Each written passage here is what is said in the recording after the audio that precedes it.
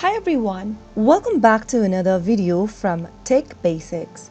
In this episode, we are going to be covering on how to clear cache on AOL Mail account. Since AOL Mail operates within your web browser, you can clear the cache on the web browser that you are using for AOL. Simply open up any web browser you are currently operating in order to use AOL Mail.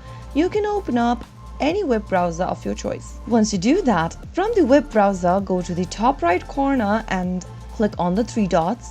Once you click open the three dots, look for the settings menu. If you're using any other web browser from mine, you can also click on the same options since the locations of the options are similar. Click on settings and this will open up the settings interface from where you will need to click on the privacy search and services option. Scroll down from privacy search and services and make sure to get to the clear browsing data option. Click on choose what to clear and then in the pop-up select the time range, for example last hour, last 7 days, 4 weeks and so on.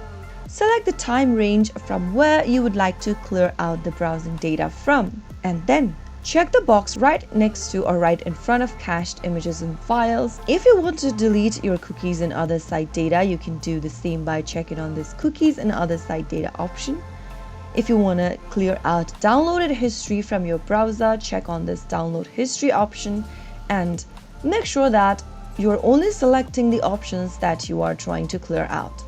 If you select all of these options, then remember that you'll lose access to your passwords or emails that has been saved on your browser. So after clicking on the cached images and files option, click on clear now and you will be able to clear cached data from AOL Mail or the web browser that you are using for AOL Mail. So that is how it's easily done.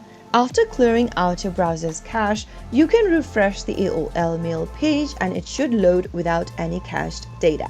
If you found the video to be helpful, go ahead and give us a thumbs up. Don't forget to subscribe to our channel by hitting the subscribe button.